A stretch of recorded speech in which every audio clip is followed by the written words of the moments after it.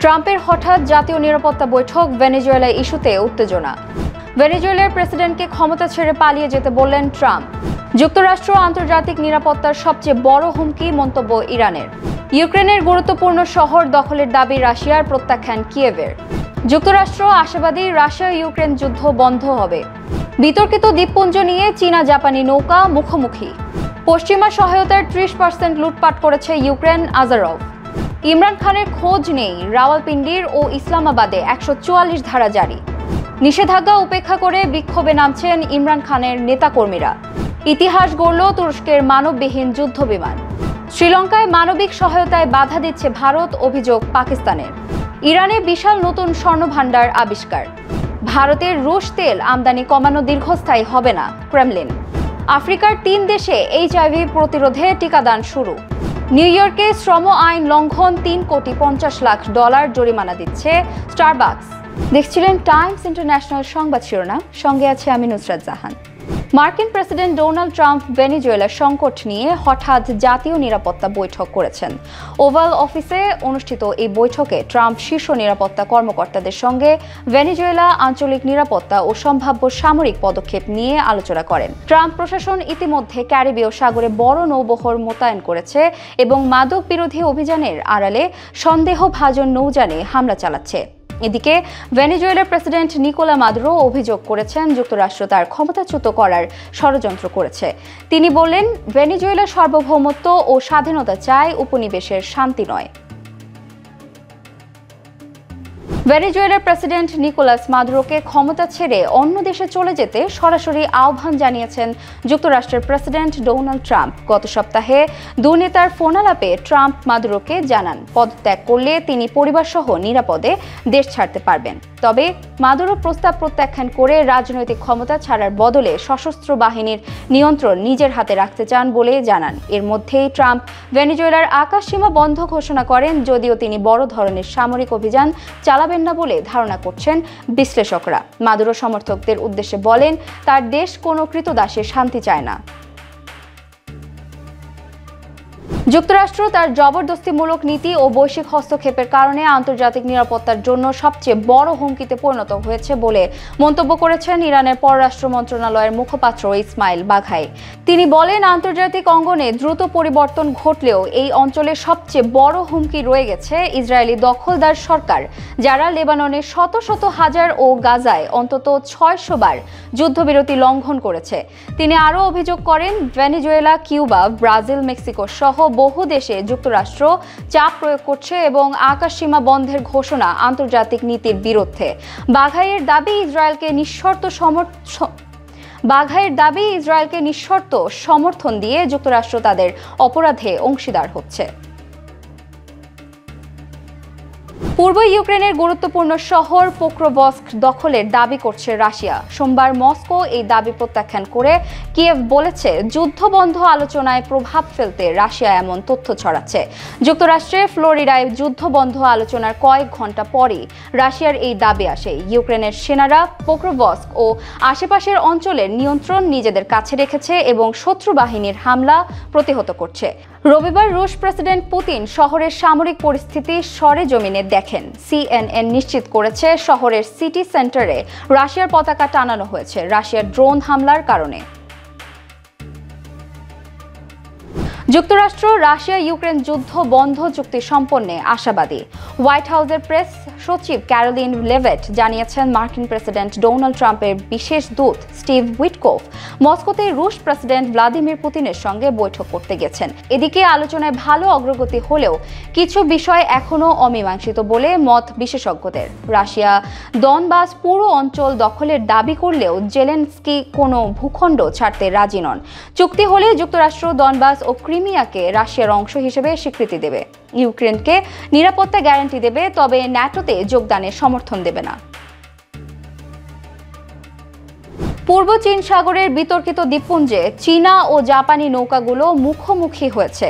মঙ্গলবার চীনা coast guard দাবি করেছে একটি জাপানি মাছ ধরা নৌকা চীনের জলসীমায় প্রবেশ করেছিল, যা তারা সরিয়ে দিয়েছে। অন্যদিকে জাপান কোস্ট গার্ড জানিয়েছে 2 চীনা জাহাজ জাপানের জলসীমায় ঢোকার চেষ্টা করলে তা প্রতিহত করা হয়েছে। দ্বিপাক্ষিক উত্তেজনার পেছনে তাইওয়ান ইস্যুর সাম্প্রতিক মন্তব্য এবং ক্রমবর্ধমান সামরিক উপস্থিতি প্রভাব ফেলছে। বিতর্কিত দ্বীপপুঞ্জের অঞ্চলটিকে চীনা জাহাজের উপস্থিতি গত বছর সর্বোচ্চ রেকর্ড স্পর্শ করেছে। 2008 সালে যৌথ ব্যবহারের নীতিগত সমঝোতা থাকা সত্ত্বেও গত 1.5 দশকে উত্তেজনা ক্রমশ বৃদ্ধি পেয়েছে।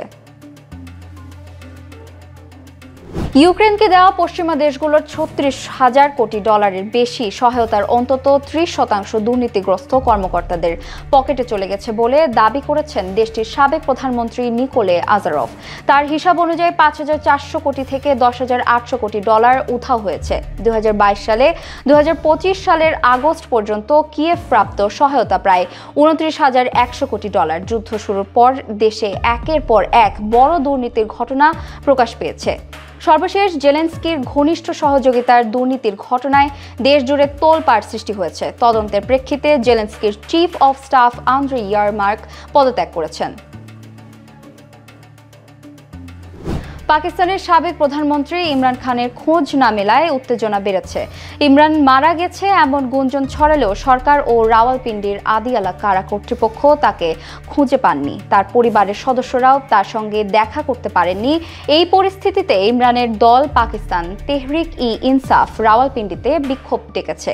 স্থানীয় প্রশাসন 1 থেকে 3 ডিসেম্বর পর্যন্ত 144 ধারা জারি করে সব ধরনের সভা সমাবেশ, মিছিল ও জনসমাগম নিষিদ্ধ করেছে। এদিকে রাওয়ালপিন্ডির পর ইসলামাবাদেও 144 ধারা জারি। মোটরসাইকেলের পেছনে আরোহী নেওয়াতে নিষেধাজ্ঞা দিয়েছে প্রশাসন। সরকারের মতে এই সিদ্ধান্ত সাধারণ মানুষের নিরাপত্তা, শান্তি ও স্থিতিশীলতা বজায় রাখতে নেওয়া হয়েছে। আদালতের নির্দেশ থাকলেও পাকিস্তানের কারাগার কর্তৃপক্ষ 3 সপ্তাহ ধরে সাবেক প্রধানমন্ত্রী ইমরান খানের সঙ্গে দেখা দিতে দিচ্ছে না। এই পরিস্থিতিতে তার মুক্তি ও সাক্ষাতের দাবিতে পাকিস্তান তেহরিক ই ইনসাফ এর নেতা কর্মীরা ইসলামাবাদ হাইকোর্ট ও রাওয়ালপিন্ডির আদিয়ালা কারাগারের সামনে বিক্ষোভের সিদ্ধান্ত নিয়েছেন। পার্লামেন্টারি কমিটি ও দলীয় নেতারা জানিয়েছেন পরিবার ও নেতাদের সঙ্গে দেখা না দেওয়াকে মানবাধিকার লঙ্ঘন হিসেবে বিবেচনা করা হবে। গত সপ্তাহে খাইবার পাখতুনখাওয়ার মুখ্যমন্ত্রী মোহাম্মদ সোহেল খান আফ্রিদি অবস্থান ধর্মঘট করেছেন, কিন্তু ইমরান খানের সঙ্গে দেখা সম্ভব হয়নি। 72 বছর বয়সী ইমরান 2023 সালের আগস্ট থেকে কারাবন্দী। তিনি দাবি করেছেন তার বিরুদ্ধে মামলা রাজনৈতিক উদ্দেশ্য প্রণোদিত। তুরস্কের মানববিহীন যুদ্ধবিমান বাইরাক্তার কিজিলেলমা ইতিহাস গড়েছে। সম্প্রতি সফল পরীক্ষায় এটি রাডার নির্দেশিকা ব্যবহার করে আকাশ থেকে আকাশে নিক্ষেপযোগ্য ক্ষেপণাস্ত্র গোগদোয়ান ছুড়ে জেট চালিত চলন্ত লক্ষ্যবস্তুতে আঘাত হানছে। তুরস্কের নিজস্ব Murad active electronically scanned array Eder লক্ষ্য শনাক্ত ও অনুসরণে ব্যবহার করা হয়েছে। এই অর্জনের মাধ্যমে কিজিলেলমা বিশ্বের প্রথম মানববিহীন প্ল্যাটফর্ম হিসেবে আনুষ্ঠানিকভাবে আকাশযুদ্ধ সক্ষমতা অর্জন করেছে। এর আগে এটি F-16 যুদ্ধ বিমানের উপর পরীক্ষামূলক মিশনও সম্পন্ন করেছিল। এটি উড্ডয়নের ইতিহাসে নতুন যুগের সূচনা করেছে তুরস্ক। বন্যা ও ভূমিধসে ক্ষতিগ্রস্ত শ্রীলঙ্কায় মানবিক সহায়তা পাঠাতে বাধা দিচ্ছে ভারত, এমন অভিযোগ করেছে পাকিস্তান। দেশটির পররাষ্ট্র দপ্তরের বরাতে জানা গেছে, শ্রীলঙ্কার উদ্দেশ্যে বিশেষ উড়োজাহাজটি 60 ঘন্টারও বেশি সময় ধরে ভারতের আকাশসীমা ব্যবহারের অনুমতির অপেক্ষায় রয়েছে। ভারত আংশিক অনুমতি দিলেও তা কার্যত বাস্তবসম্মত নয়। সীমিত সময়ের জন্য এবং ফিরতি ফ্লাইটের অনুমতি দেওয়া হয়নি। দেশটিতে অন্তত 400 জনের প্রাণহানি ঘটেছে। শ্রীলঙ্কায় 15 লাখের বেশি মানুষ ক্ষতিগ্রস্ত। ভারতের সঙ্গে পাকিস্তানের আকাশসীমা সংক্রান্ত দীর্ঘদিনের উত্তেজনা পরিস্থিতিকে আরও জটিল করছে।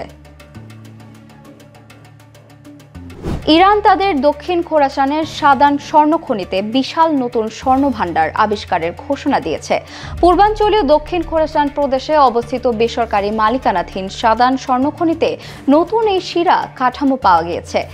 ফার্স্ট নিউজ এজেন্সি একে দেশের সবচেয়ে গুরুত্বপূর্ণ খনিগুলোর একটি হিসেবে বর্ণনা করেছে। এজেন্সির প্রতিবেদনে বলা হয়েছে, নতুন মজুতগুলো শিল্প, খনি ও বাণিজ্য মন্ত্রণালয় আনুষ্ঠানিকভাবে যাচাই করেছে। এদিকে ইরানের মোট 15টি স্বর্ণখনি রয়েছে, যার মধ্যে সবচেয়ে বড়টি উত্তর পশ্চিমাঞ্চলের জারশোরান খনি। রাশিয়া থেকে ভারতের তেল আমদানি সাময়িকভাবে কমলেও দীর্ঘমেয়াদী প্রভাব ফেলার সম্ভাবনা নেই বলে জানিয়েছে ক্রেমলিন মুখপাত্র দিমিত্রি পেসকভ মঙ্গলবার ভারতীয় সাংবাদিকদের জানিয়েছে, মস্কো নয়াদিল্লিতে তেলের সরবরাহ বাড়ানোর পরিকল্পনা করছে। পশ্চিমা নিষেধাজ্ঞার কারণে ভারতের কয়েকটি শোধনাগার রাশিয়া থেকে তেল আমদানি কমিয়েছে, তবে রাষ্ট্রায়ত্ত ইন্ডিয়ান অয়েল কর্পোরেশন নিষেধাজ্ঞার বাইরে থাকা প্রতিষ্ঠানগুলো থেকে তেল ক্রয় অব্যাহত রাখছে। রাশিয়া সমর্থিত নাইয়ারা এনার্জি বর্তমানে একচেটিয়াভাবে রুশ তেল পরিশোধন করছে। পেসকভ বলছেন, তৃতীয় কোনো দেশের প্রভাবে বাণিজ্য ব্যাহত হবে না এবং রাশিয়ার যথেষ্ট অভিজ্ঞতা রয়েছে। রিলায়েন্স ইন্ডাস্ট্রিজও পূর্ব চুক্তিভিত্তিক চালান গ্রহণ করেছে। আফ্রিকার 3 দেশ ইসওয়াতিনি, দক্ষিণ আফ্রিকা ও জাম্বিয়ার এইচআইভি প্রতিরোধে নতুন টিকাদান কার্যক্রম শুরু হয়েছে। লেনাকাপা নামের এই ইনজেকশন বছরে 2 বার গ্রহণ করলে সংক্রমণের ঝুঁকি 99.9% পর্যন্ত কমানো যায়। এটি আফ্রিকায় জনসাধারণের জন্য প্রথমবারের মতো চালু হয়েছে। জাতিসংঘের স্বাস্থ্য সংস্থা ইউনাইটেড অর্থায়নে এই উদ্যোগ পরিচালিত হচ্ছে। আগামী 3 বছরে 20 লাখ মানুষের জন্য বিনা লাভে টিকা সরবরাহের প্রতিশ্রুতি দিয়েছে সংস্থাটি। তবে যে পরিমাণ ডোজ দিচ্ছে তা প্রয়োজনের তুলনায় অনেক কম এবং এর দামও মানুষের নাগালের বাইরে বলছেন সমালোচকরা।